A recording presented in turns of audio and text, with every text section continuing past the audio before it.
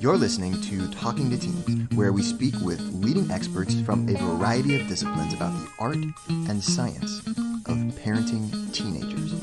I'm your host, Andy Earle.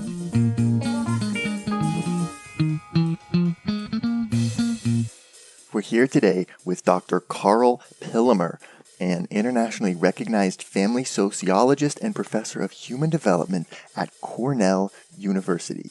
Dr. Pillemer is the author of Fault Lines, Fractured Families, and How to Mend Them. And he's also written the best-selling book, 30 Lessons for Living and 30 Lessons for Loving. He's done a lot of research looking at why family members cut off communication with each other. He's also discovered what we can do to fix it, and he has some great tips on what we can do to avoid it before it begins. Today, we're going to talk about what parents sometimes do that causes kids to shut down, to say, I'm done with this, I don't even want to hear from you anymore, why kids sometimes cut off contact from their parents, and we're also going to look at what you can do as a parent to keep your relationship strong and to make sure that this doesn't happen to you. Really excited to talk about all of that and more. Karl, thank you so much for coming on the show today.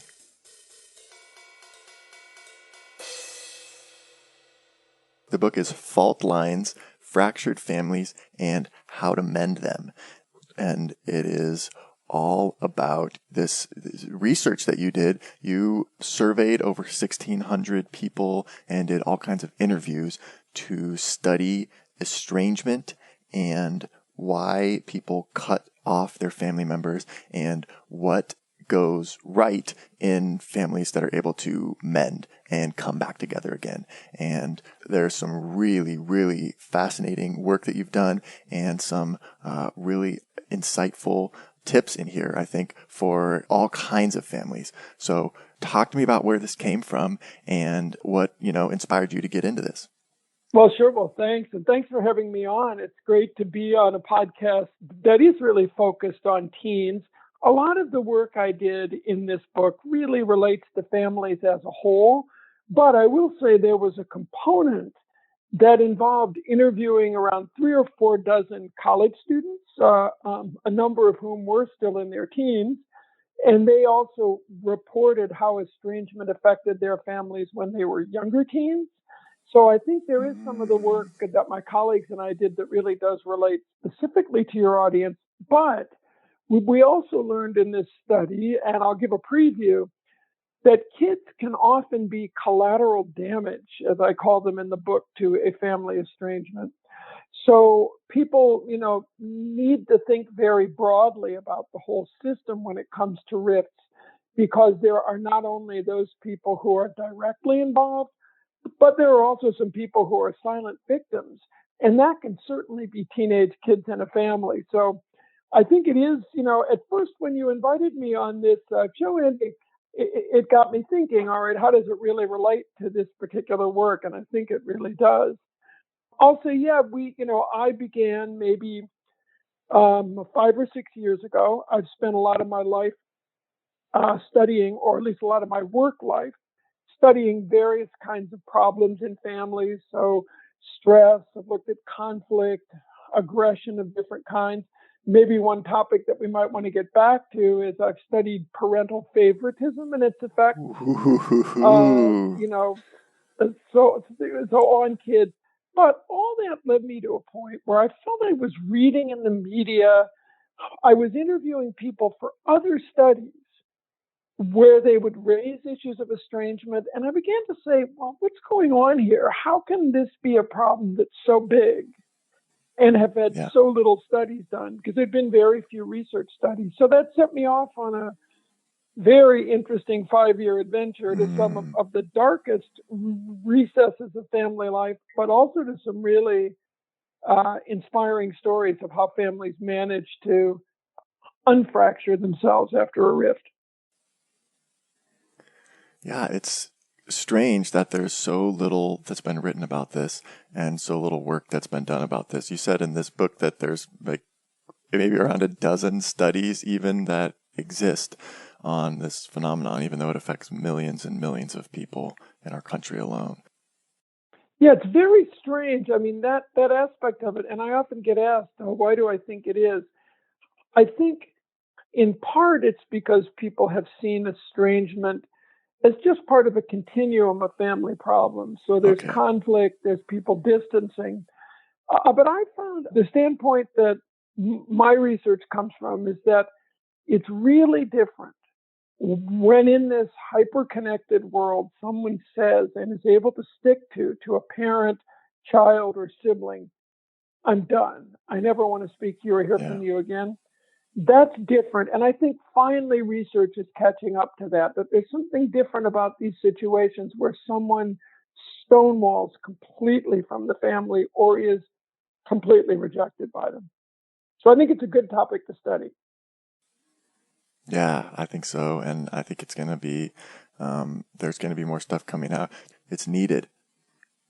Yeah, I'll add too that my viewpoint, and it's one I hope that your listeners, will also resonate to. But when it comes to child rearing, when it comes to our relationships and families, I'm an incredibly strong proponent of using scientific evidence whenever you can find it. But when in a case like this, there isn't much good scientific evidence, I think that the next best thing is to go to the people who've experienced a problem and ask them for their advice. How did they get through it? How did they cope with estrangement or effect a reconciliation? So that was the idea, was to get the people who'd been through this, find out what they know about estrangement and reconciliation that the rest of us don't, and try to distill it down so people could use their advice.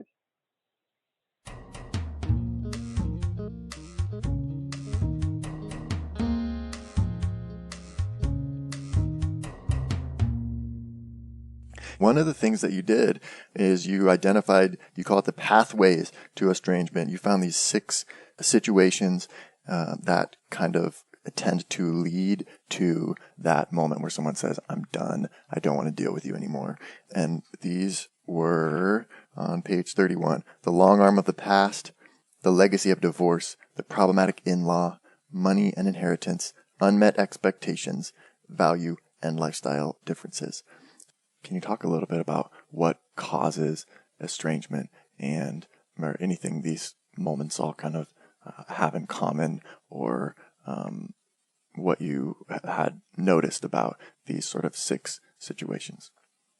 Oh, well, that's a great question. And I think it actually, the answer to that question is very relevant to, say, parents of teens or emerging adults, because they can how do we stay off these pathways? Exactly. I mean, really, how can we avoid the pathway, And so the first one is perhaps the most obvious, that it's what I call the long arm of the past. So it's, a whole legacy of harsh parenting, of really extreme rivalry among siblings or violence, very difficult family situations. Even if things get better after childhood and people become more reasonable, there are some people who can't get over that long arm of the past. And it's also tied to the second factor. As far as the second factor of divorce, that legacy also helps to promote estrangement in later life, especially as children become alienated from the non-custodial parent. So we had very often individuals who there was divorce in childhood, and they had just lost enough contact that it was hard to reconnect. In terms of more immediate things that go on, and these are clearly more among adults than parents of teens, one is what I call the problematic in-law. Namely, when someone, to put it simply, marries the wrong person from the family's viewpoint, or a spouse or partner can purposely distance somebody, or they just don't get along. And the other area that really emerges, that really can fracture families, is money. And money may not be the root of all evil, but it is the root of a lot of family estrangements. Business problems within a family business, problems over inheritance in particular, come out really strongly. And let me relate this too to families with teenagers. One problem with inheritance when that grandparental generation dies and leaves things to the middle generation, they may say that they're going to divide everything equally. But you can't divide that grandfather clock that came over from the old country, or the chip platter that served Thanksgiving turkey, or a house or a business where the only way that you can divide it is to sell it. Those kind of zero-sum problems hit the middle generation. And one thing we saw was when brothers and sisters in middle age have a rift, it very often has ripple effects down to their children, and those cousins who could be having a warm and helping relationship also become estranged. So money gets into a lot of this. And honestly, a lot of people wish that they had sought out a mediator early or hadn't made money such a huge issue because they later regretted the rift. One, kind of larger issues that seem to really lead to estrangement. One is the overwhelmingly strong expectations we have for our families, often summed up: children should always love and respect their parents, or my siblings should always have my back. There's a meme around the internet saying that estrangements are disappointments waiting to happen. And that really is true in this case. A lot of people found they were only able to reconcile after they gave up the idea that they were going to expect something the other person couldn't give or change them. And the other issue along those lines for parents to really think about with their children, especially when they're emerging adults, is this issue of values. Conflicts over core values become very intense, especially between parents and children. And there needs to be a lot of tolerance and flexibility, or parents can risk distance and estrangement from their kids. So that was something that you noticed often. Conflicts over politics, worldview, religion, how kids want to live their lives. Those can really, snowball into a full-blown estrangement if parents in particular aren't aware of the need for more openness and tolerance.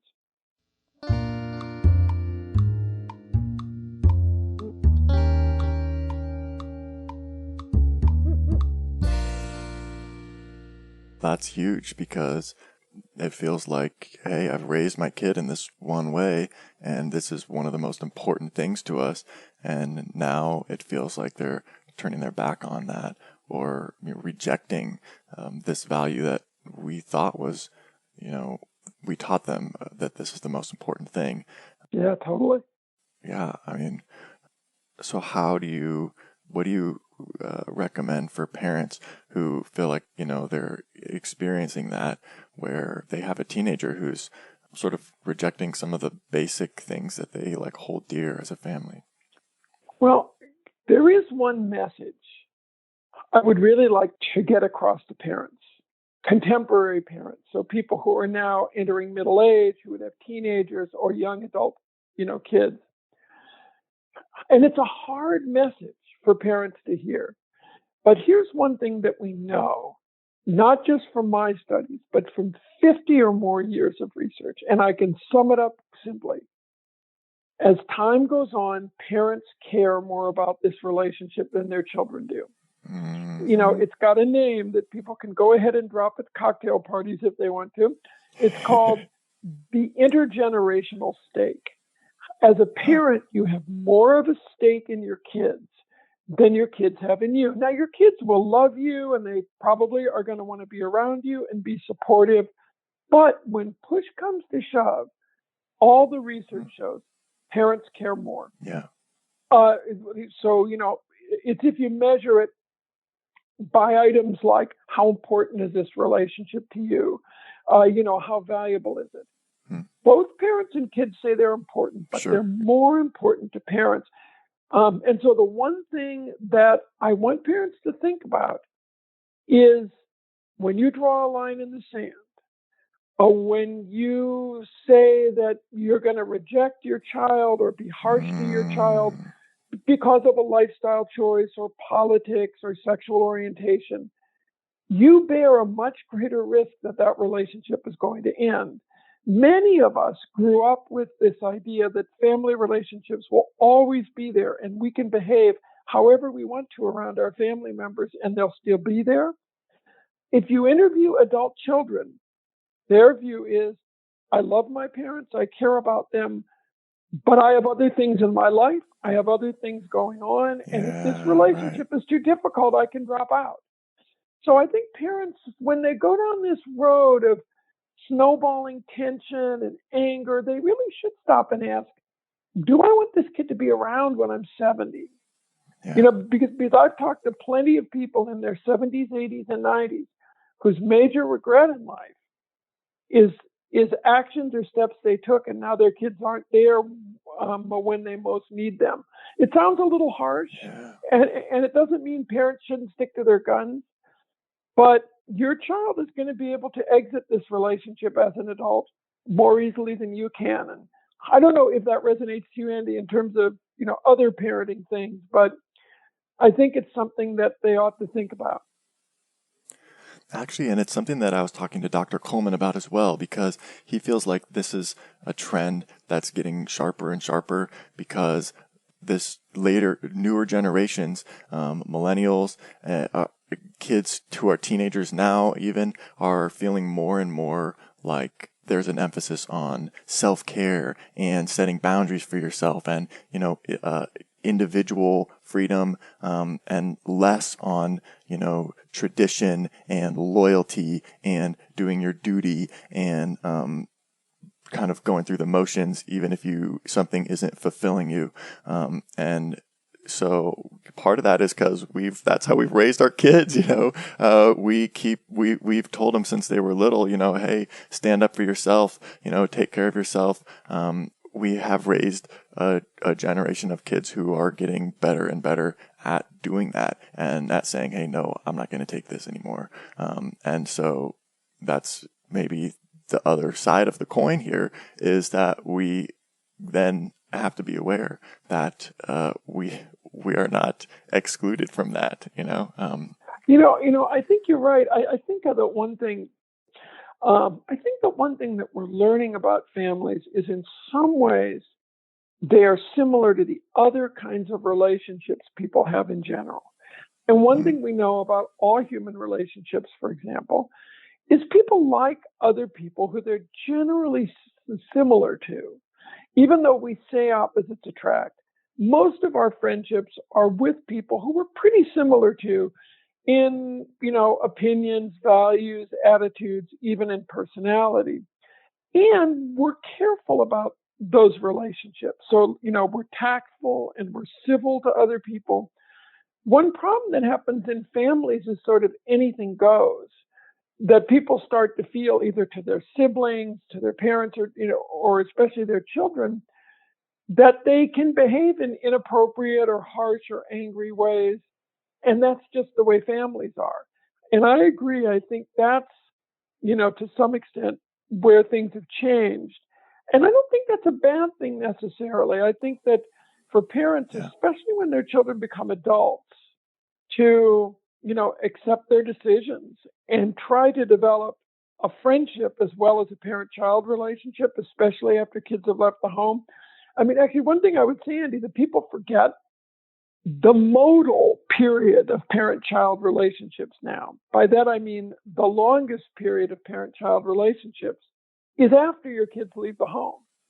Because of the increased lifespan, most of us are going to have 30 or 40 or even more years of shared lifetime with our kids after they become adults. So you do have to ask yourself, what do I want that relationship to be like? It's going to be a long-term, lifelong relationship, only a smaller portion of which is while they're here in my house. And I think that considering actions and implications for what life is going to be like after kids leave, building up a bank of positive shared experiences, making sure that even if a kid is being really difficult, there's positive things going on, building up this kind of bank of positive memories and emotions in the midst of all the negative, if there are these periods in adolescence, which most of us experience. I think that can really help later on. So I just think it's an awareness. It's not being afraid of it or thinking, God, if I discipline my kid, they're never going to want to see me again. But it's thinking about our actions and making sure they're in the child's best interest and humane and so forth.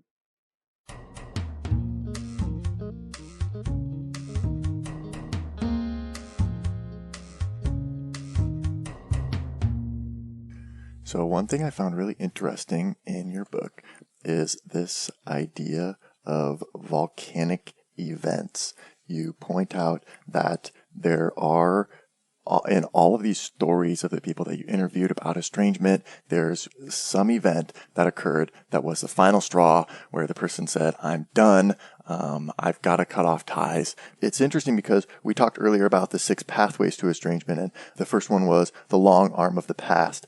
And you point out in here that these volcanic events, a lot of times they seem like they're not even that big of a deal, or it's kind of like, well, oh, hey, what?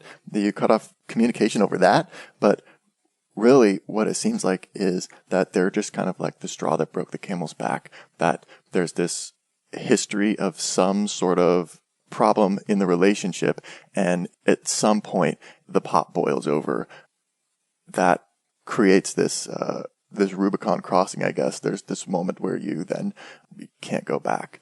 So where do volcanic events come from? What do they look like? And is there any way to sort of avoid them or spot them before it's too late? The way that you worded it is really, really accurate. And you're absolutely right. Almost anyone who's talked to a friend who's explaining an estrangement has the moment where they express some surprise at how trivial one specific event seemed to be that started the estrangement. And the majority of people I interviewed can point to this kind of transformational or signature event. In the book, I use the term volcanic event because one of my interviewees worded it that way. He said, imagine a volcano that wants to blow, but its top is plugged up. And then suddenly, for no apparent reason, all the lava begins to gush out the side. He said that was what it was like for him and his mother, that, there was just this moment. So this is often true. Often it can occur at a family event where someone is really disappointed. People point to an argument. Somebody who's supposed to show up to do something and doesn't, or who shows up and is just awful. So I went to the literature on this, and I actually found that there's a considerable psychological literature on what psychologists call transformational events. And let me give you an example, even though it's going to sound trivial. You may have loved a particular coffee shop. You've loved this little restaurant. And you go in there one day and the person's rude to you and you get kind of sick after what you ate. That may be an isolated event, but it transforms your customer relationship with that place. And you always think about it and you tell your friends about it and you ruminate about it. Well, this is certainly true in human relationships. It also occurs in marriages where things can build up.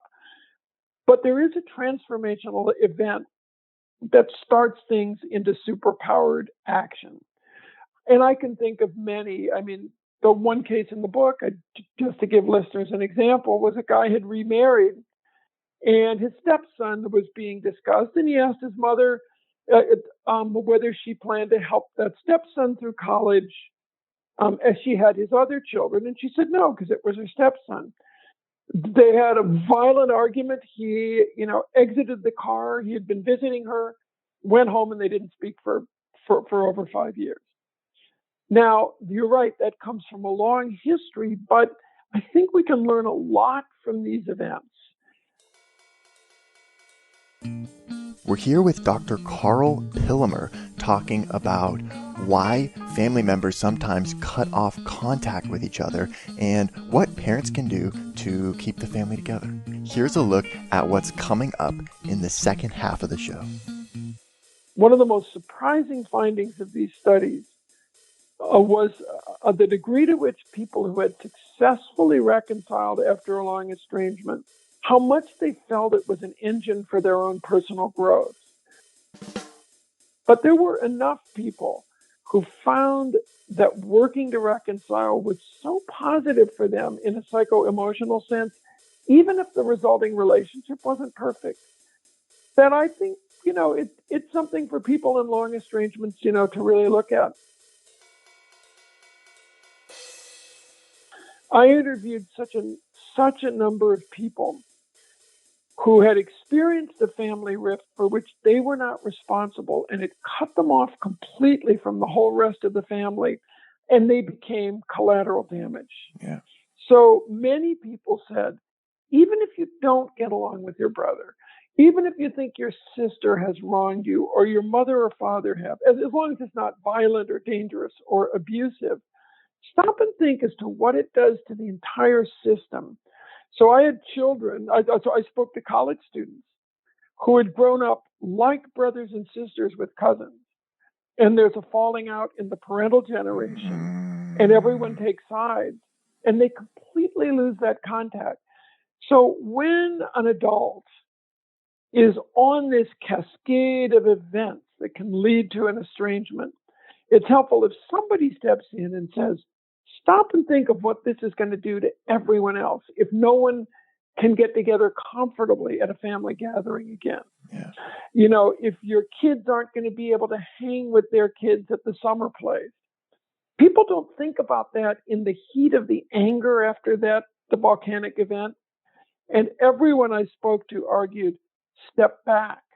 Don't act immediately and don't do irrevocably harmful things because of how many other people it affects.